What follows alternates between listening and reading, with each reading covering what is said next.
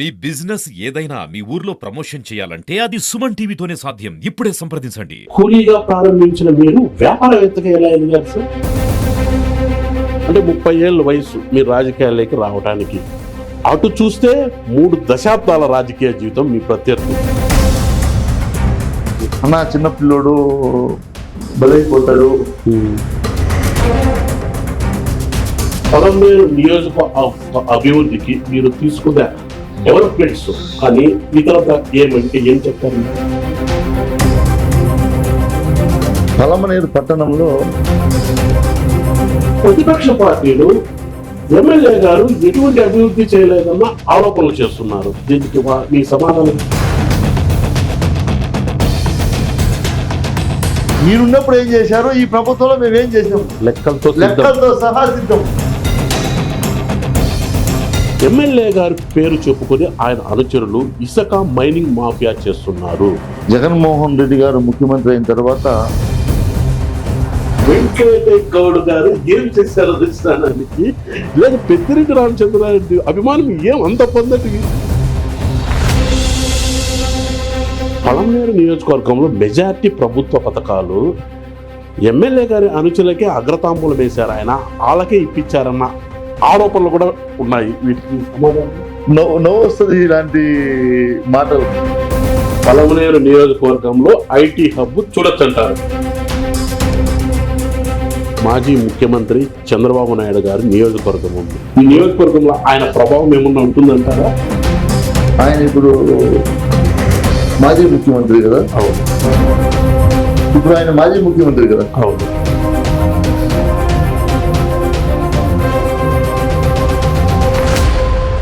Welcome to Suman TV. నేను మీ ఈశ్వర్ కొక్కంటి. సాధారణ కూలీగా జీవితం ప్రారంభించిన ఆయన అంచెలంచెలుగా ఎదిగి ప్రముఖ వ్యాపారవేత్తగా ఎదిగారు. ఆ తర్వాత తన సొంత గ్రామానికి ఏదైనా చేయాలన్న తలంపుతో సామాజిక సేవల ద్వారా ప్రజలకు చేరువయ్యారు. ఆయన సేవలను గుర్తించిన వైఎస్ఆర్ కాంగ్రెస్ పార్టీ హక్కున చేర్చుకుంది. 2019లో జరిగిన సాధారణ ఎన్నికల్లో తమ పార్టీ అభ్యర్థిగా నిలబెట్టింది. అప్పటి వరకు దశాబ్దాల పాటు రాజకీయాల్లో కాకులు తీరిన ఓ కుటుంబాన్ని ఆయన అత్యంత చాకచక్యంగా ఎదుర్కొని మట్టి కరిపించారు. ఆయన మరెవరో కాదు, పలమనేరు ఎమ్మెల్యే వెంకటే గౌడ, ప్రస్తుత వైఎస్ఆర్ కాంగ్రెస్ పార్టీ అభ్యర్థిగా ఉన్నారు. ప్రస్తుతం ఆయన మనతో పాటు ఉన్నారు. ఆయన అడిగి మరిన్ని విషయాలు తెలుసుకుందాం. నమస్తే సార్. నమస్తే అండి.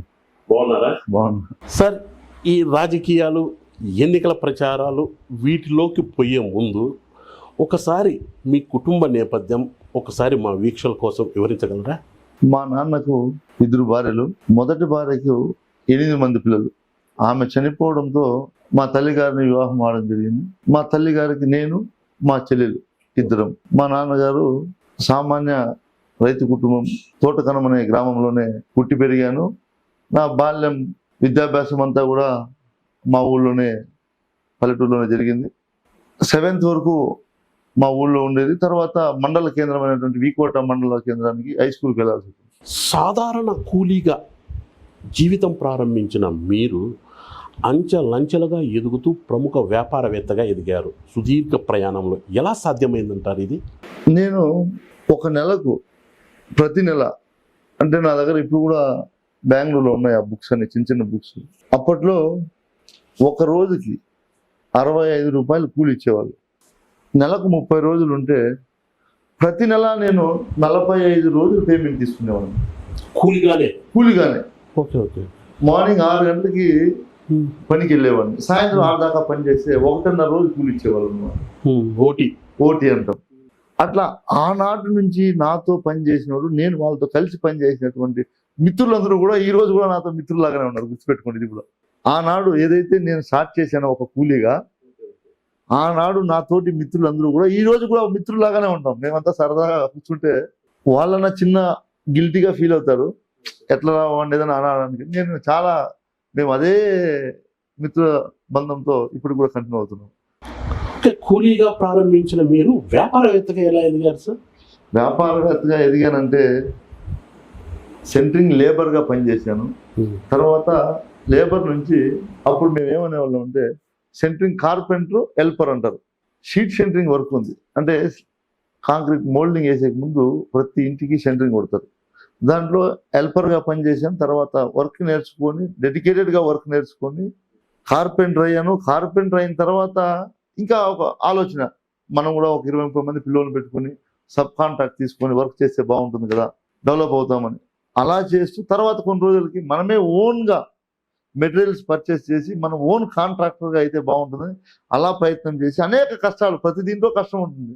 అంటే ఏ కష్టాన్ని కూడా నేను సంతోషంగా హ్యాపీగా రిసీవ్ చేసుకున్నాను. ఎందుకంటే కష్టపడింది ఏది కూడా ఊరికే రాదు. కాబట్టి ఎంత కష్టమైనా ప్రతి కష్టాన్ని కూడా నేను సంతోషంగా హ్యాపీగా మనస్ఫూర్తిగా కష్టపడ్డాను. కాబట్టి అంచెలంచెలుగా ఆ తర్వాత సెంటరింగ్ కాంట్రాక్టర్ అయిన తర్వాత ఎలాగన్నా సరే అపార్ట్మెంట్ కట్టాలనుకున్నాం. అపార్ట్మెంట్ కట్టాలి, బిల్డర్గా అపార్ట్మెంట్ కట్టి మనం కూడా వ్యాపారం చేయాలని తపన. అప్పుడు నా ఏజ్ 22 years గుర్తుపెట్టుకుని అప్పటికి. ఈ 20 yearsలో దాదాపు 3000 అపార్ట్మెంట్స్ కట్టాను, 3000 ఫ్లాట్స్ 20 yearsలో. అపార్ట్మెంట్స్ 3000 ఫ్లాట్స్ కట్టి సేల్ చేయడం జరిగింది. అది కాకుండా కూడా అక్కడక్కడ లేఅవుట్స్ చేసాం. అలా వ్యాపారం చేసుకుంటూ మార్నింగ్ నిద్ర లేసి ఏ పని ఉండేది కాదు. ఇప్పుడైనా రాజకీయాల్లో ఉన్నాం కాబట్టి ప్రజలు వస్తారు, పనులు ఉంటాయి, వాళ్ళకి ఏదైనా సేవా కార్యక్రమాలు లేదో వాళ్ళ కష్ట సుఖాలు పాలు పంచుకోవడం, ఇక్కడ టైం కిల్ అయిపోతుంది వాస్తవంగా చెప్పాలంటే. ఓకే, ఆ రాజ్య వ్యాపారంగా ఎదిగారు. ఆ తర్వాత ఏదో సొంత గ్రామానికో నియోజకవర్గానికో ఏదో చేయాలన్న తలంపుతో ఇక్కడికి వచ్చి తొలుత సామాజిక సేవా కార్యక్రమాల ద్వారా ప్రజలకు చేరువయ్యారు. ఈ రాజకీయం ఎప్పుడు మీకు అందింది సార్? రాజకీయాలే కావాలని ఎందుకు మీకు అనిపించింది? మామూలుగా ప్రతి ఒక్క మనిషికి కూడా డ్రీమ్స్ ఉంటాయి. ఆ డ్రీమ్స్ని నెరవేర్చుకోవాలంటే కష్టాలు కూడా ఉంటాయి, ఏది ఈజీగా కాదు. అట్లా ఈ సేవా కార్యక్రమాలు చేయడానికి కూడా ఒక హిస్టరీ ఉంది. దానికి ఇన్స్పిరేషన్ ఎవరైనా ఉన్నారా? ఉన్నారు. ఓకే. ఎందుకంటే నేను 7th ఎగ్జామ్స్ రాసేటప్పుడు నా దగ్గర రైటింగ్ ప్యాడ్ కూడా సరిగా ఉండేది కాదు. ఇలా ఉంటే ఈ కార్నర్ కట్ అయిపోయింది, ఇట్లా కట్ అయిపోయింటుంది, క్లిప్ ఉండదు, రాయడానికి పెన్ ఉండదు సరిగా, అది ఇంక్ కక్కడము సరిగా చేతికి అంతా అంటుకోవడం, అలాంటి పరిస్థితిలో ఉన్నాం మేము అప్పుడు మాకి మ్యాథ్స్ టీచర్ రవి సార్ ఉన్నాను. ఈ రోజు కూడా నాకు సార్, ఈ రోజు కూడా మాకు గురువే. ఈ రోజు కూడా నేను ఎమ్మెల్యే అయిన తర్వాత కూడా ఆయన వెళ్ళి ఆయన ఉన్న స్కూల్లోకి వెళ్ళి ఆయన సత్కరించి సన్మానం చేసి కాళ్ళు మొక్కుని వచ్చాను. ఆయన మాకు ఎగ్జామ్ రాసేటప్పుడు ఆయన సొంత డబ్బులతో, అప్పట్లో 3000 ఉండేది వాళ్ళ జీతాలు, టీచర్స్ 3-4 వేలు ఉండేవి. వాళ్ళ సొంత డబ్బులతో మాకు అందరికీ కూడా రైనాల్డ్ 005 పెన్ను తీసిచ్చారు ప్రతి ఒక్క స్టూడెంట్కి. అది ఎప్పుడు నాకు మైండ్లో ఉండేది అన్నమాట. మనం కూడా ఈరోజు ఏదో దేవుడు దయతో ఒక స్థాయి పెరిగింది కదా, 10 రూపాయలు సంపాదించే స్థాయి ఆ భగవంతుడు ఇచ్చాడు. మనం కూడా 10 మంది పేద విద్యార్థులకు చదువు కోసం సహాయం చేస్తే బాగుంటుందనే ఆలోచనతోనే పూర్తిగా విద్య మీద ఎక్కువ కాన్సన్ట్రేషన్ చేసి విద్యకు కావాల్సినటువంటి సామాగ్రి నా నియోజకవర్గం మొత్తం కూడా నేను అందరి పిల్లలకి ప్రభుత్వ పాఠశాల ఎస్పెషల్లీగా టార్గెట్ చేశాను. ఎందుకంటే ప్రభుత్వ పాఠశాలలో ఉన్నటువంటి వారే ఎక్కువ శాతం పేద పిల్లలు ఉంటారనేది ఒక ఆలోచన. కాబట్టి ప్రతి స్కూల్కు నోట్బుక్స్ అన్నీ నేనే పంపిణీ చేసేవాడిని. ఇదంతా కూడా 11 సంవత్సరాల వెనకాల స్టోరీ చెప్తున్నాను. తర్వాత 7th ఎగ్జామ్స్ వచ్చినా, 10th ఎగ్జామ్స్ వచ్చినా, ఇంటర్ ఎగ్జామ్స్ వచ్చినా ప్రతి పిల్లవాడికి నేను కొత్త పెన్ను ప్యాడ్ పంపించేవాడిని. ఓకే సార్, మీరు చూస్తే 30 ఏళ్ళ వయసు మీరు రాజకీయాల్లోకి రావడానికి, అటు చూస్తే 3 దశాబ్దాల రాజకీయ జీవితం మీ ప్రత్యర్థులు. వాళ్ళని మట్టి కనిపించి మీరు ఎలా నెక్కుకొచ్చారు ఎలక్షన్స్లో? అంటే దీంట్లో జగన్ చరిష్మానా, పెద్దిరెడ్డి రాజకీయ చరిత్ర, లేదా వెంకటేష్ గౌడ్ సామాజిక కోణం ఏమైనా ఉందా? అన్నీ కలిశాయి. కాబట్టి ముఖ్యంగా జగన్మోహన్ రెడ్డి గారు మా జిల్లాలో పెద్ద దిక్కైనటువంటి పెద్దలు పెద్దిరెడ్డి రామచంద్రారెడ్డి గారు నన్ను నమ్మి జగన్మోహన్ రెడ్డి గారికి రికమెండ్ చేయడం, జగన్మోహన్ రెడ్డి గారు అనేక పార్లు రిజెక్ట్ చేయడం కూడా జరిగింది. అన్న చిన్న పిల్లోడు బలైపోతాడు, అటు చూస్తే కాకులు తీరిన యోధులు అని రాజకీయాలు. కూడా మాట్లాడటం జరిగింది. తర్వాత నేను కూడా పట్టు వదలని విక్రమార్కుల్లాగానే తప్పకుండా నేనే గెలుస్తా, నాకే సీట్ ఇవ్వాలని గట్టిగా పట్టుబట్టడం జరిగింది. అంత కాన్ఫిడెన్స్ ఏమి?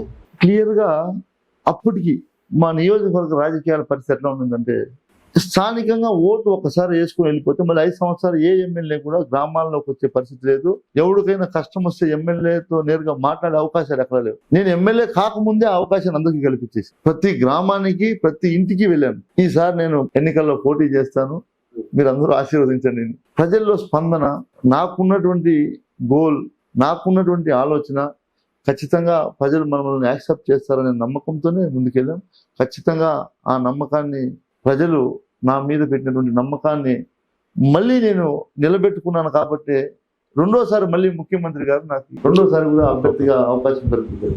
2024 ఎన్నికల్లో కొంత మీకు కూడా ఇంటి కుప్పటి రగులుతుందంట, వాస్తవమేనా? అవి ఏమి ఉండదన్న, ఇవన్నీ కూడా కొన్ని మీడియా మాధ్యమాల్లో అలా ఉంటాయి. ఒకటి గుర్తుపెట్టుకోవాలి, మనం ఒక కుటుంబంలో ఒకే తల్లిదండ్రికి పుట్టినటువంటి 2-3 బిడ్డలు ఉంటేనే అనేక సమస్యలు ఉంటాయి. అలాంటిది ఇంత పెద్ద పార్టీ, ఇంత పెద్ద నియోజకవర్గంలో చిన్న చిన్నవి అనేది కామన్గా సర్వసాధారణం, ఏ పార్టీలో అయినా ఉంటాయి.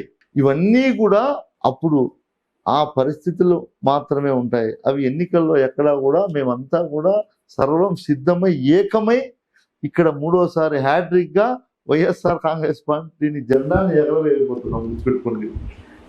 ఇంటిదంతా సర్దుబాటు అయిపోయిందా? సర్దుబాటు ఏముండదు. ఇది నేను ఎమ్మెల్యే అయిన తర్వాత ప్రతి ఇంటింటికి ఎమ్మెల్యే అనే కార్యక్రమం పెట్టుకొని ప్రతి ఇంటికి వెళ్ళాను.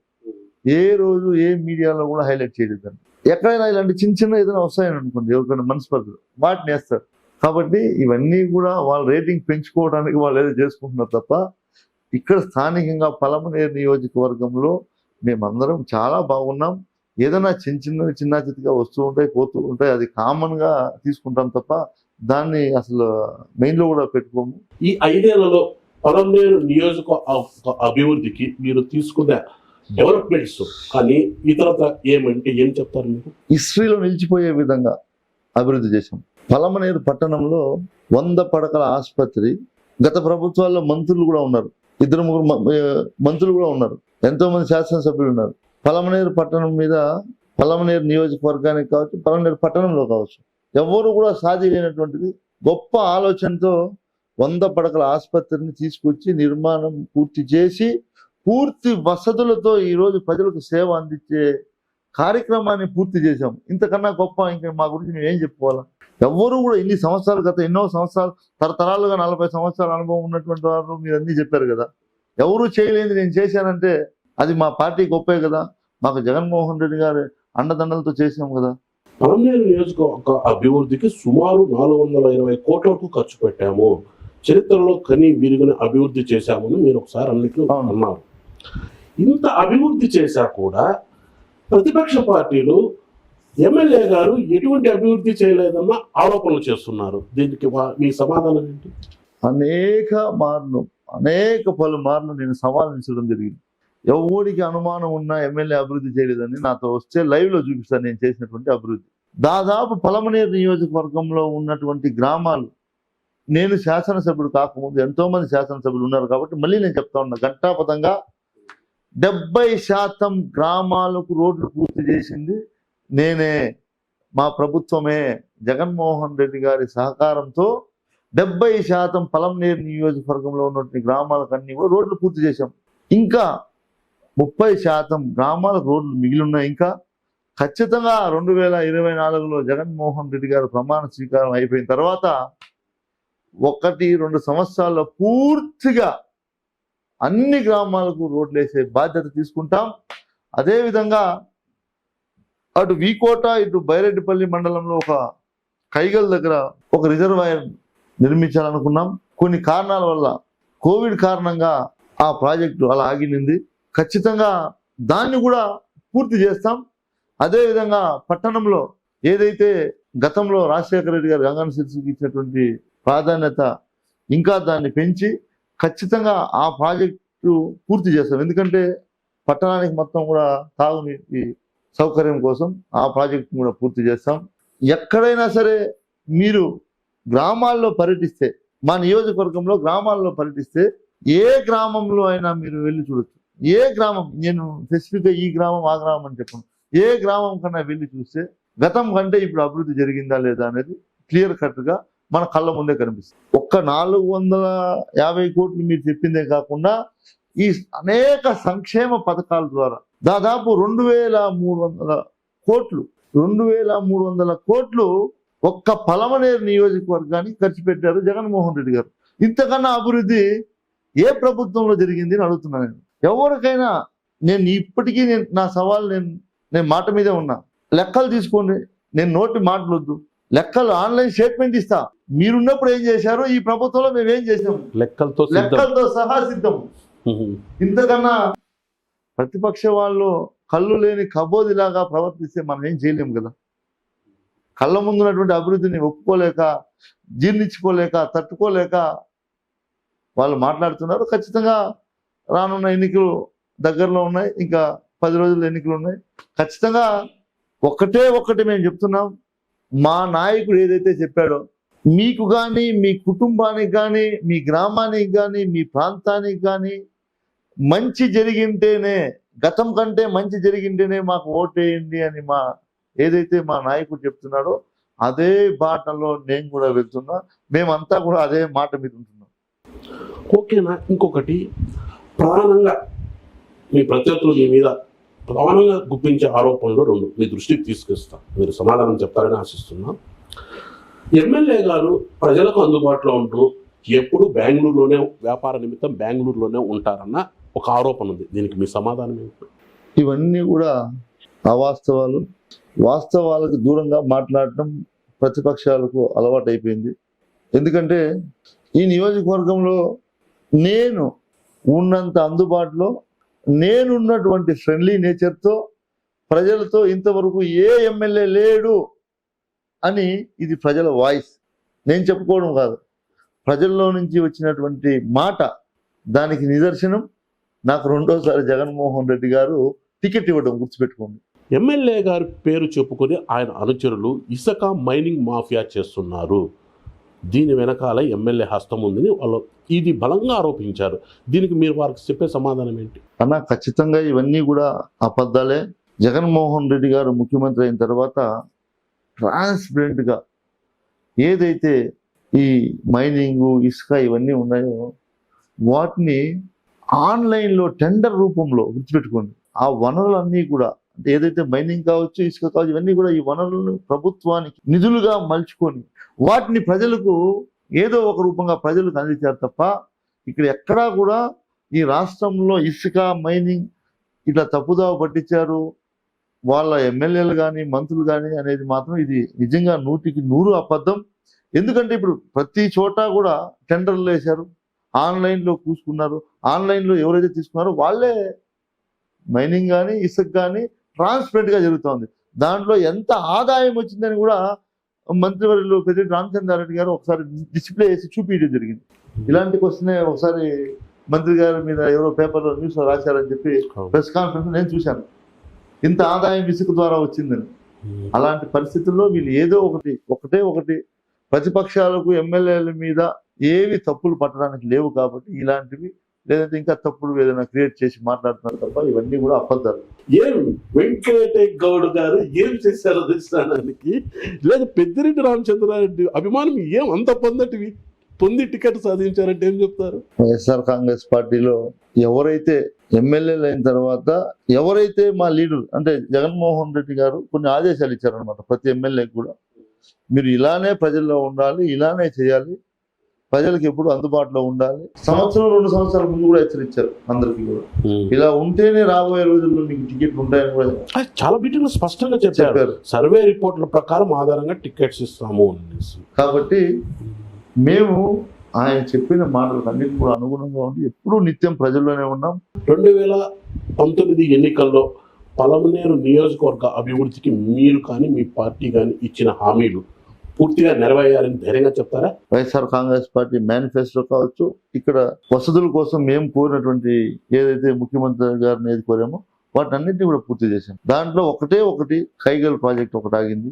దాన్ని కూడా ఖచ్చితంగా 2024లో వైఎస్ జగన్మోహన్ రెడ్డి అనే నేను అని ఆయన ప్రమాణ స్వీకారం చేసిన తర్వాత మొదటి నెలలోనే శాంక్షన్ తీసుకొచ్చి టెండర్లు పిలిచి వర్క్ పూర్తి చేసే బాధ్యత కూడా నేను తీసుకుంటా ఉన్నాను. పలమనేరు నియోజకవర్గంలో మెజార్టీ ప్రభుత్వ పథకాలు ఎమ్మెల్యే గారి అనుచరులకే అగ్రతాంబూలం వేశారు, ఆయన వాళ్ళకే ఇప్పించారన్న ఆరోపణలు కూడా ఉన్నాయి. వీటికి మీ సమాధానం?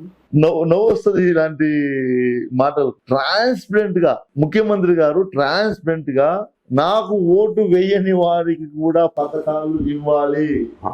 ఆయన రోజు లబ్ధిదారుల ఎంపికలో ఎటువంటి పారదర్శకత లేదు. మళ్ళీ ఎమ్మెల్యే అనుసరణ ఎట్లా ఉంటారు?